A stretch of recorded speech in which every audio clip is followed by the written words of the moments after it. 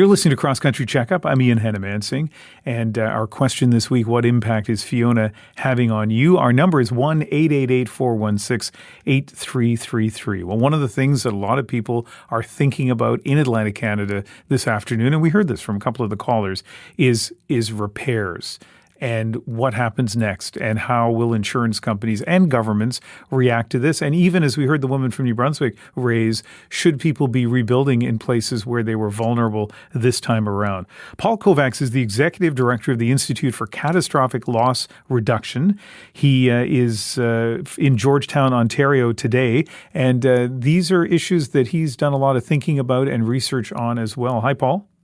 Hi, Ian. Thank you for the opportunity to speak with you. Yeah, thanks for agreeing to connect with us. As you see what's happened in Atlantic Canada, what's kind of at the top or near the top of the list of what worries you the most? It's really important that we work as hard as we can to prepare for the climate that we know is coming. Our institute partnered with the Cooperators Insurance Company in 2006, and we built Canada's first hurricane-resilient home in West Point, Prince Edward Island. The home has gone through several hurricanes without any damage, and we're looking forward to hearing a report about how it did this time. Mm-hmm. We've known for more than 16 years how to build to be prepared for these sorts of events so that very, very large storms do not need to cause damage. We know they'll bring wind. We know they'll bring a lot of rain. But we need to turn that into action.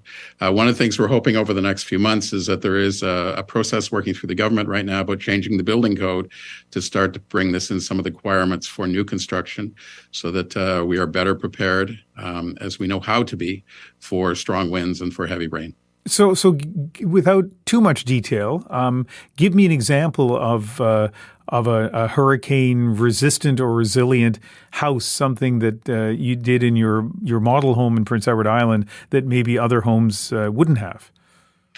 Our team at the university, at Western University, has a wind tunnel, and it's a safe place to test really extreme events, whether it's a hurricane, tornado, or other extreme wind events. One of the critical things that is always a concern is keeping the roof on. If you lose your roof, then the home is in serious trouble. Mm-hmm. So how do you make the connections to hold the roof on, hold the sides down to the foundation? Connections are one of the critical things that we know how to do well. And much of the construction in Canada is designed for every day and not for these extreme events. With a very small change, like a few more nails, some tie-down straps, very small additional elements, you can build a home that's much better connected together and much less likely to have strong winds, cause it to pull apart, cause the roof to come off, cause the sides to break away from the foundation. The changes are relatively small, very well known, heavily tested in the real world. Mainly in the United States, where they've had a lot of these events, mm-hmm. But also in the laboratory here in Canada. So we know what to do. We just need to make sure that for the next construction and in the rebuilding, we include these features.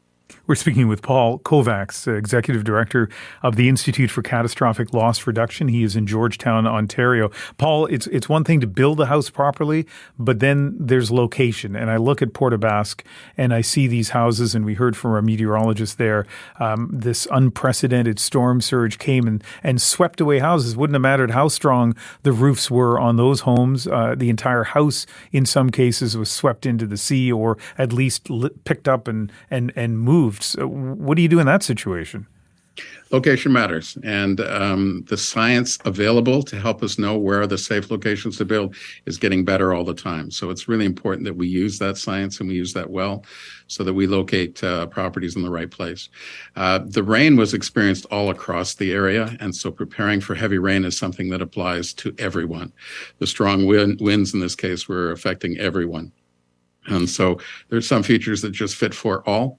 There's some that are very specific to location and need to be followed. So let's avoid those areas of higher risk and not develop in those spots. But the biggest opportunity to do better, I think, is for the masses, for all the homes being built that will experience very heavy wind events and very heavy rainfall. And we can do better than we've been doing. This is a tough challenge, but I think it's something that you and your group have probably studied. So let me ask you this. Somebody lives in a community like Port aux Basques. Even though they're close to the sea, it has been safe up until now. Now it looks like, there can be an event there was an event that could damage their home. But it's not an easy task, presumably, to abandon the property that they've had all along. And yet rebuilding there might not be prudent. So kind of as a society, as a community, how do we address that? Our institute is going to be holding a party on October 18th to celebrate our 25th anniversary. And after 25 years of research, we've covered a lot of topics, and we're very proud of what we've learned at the university with our work. One of the things that we're very confident in is Canadians are amongst the best in the world at responding when an event like Hurricane Fiona strikes. We've had very few fatalities. I know we're watching for one in this event, perhaps in Prince Edward Island, but overall, these sorts of events do not usually result in loss of life, and we get most people back and going fairly quickly. Mm-hmm. Whereas a country, we're not doing so well as the recovery process. Part of what you're touching on that Port aux Basques is really going to go through.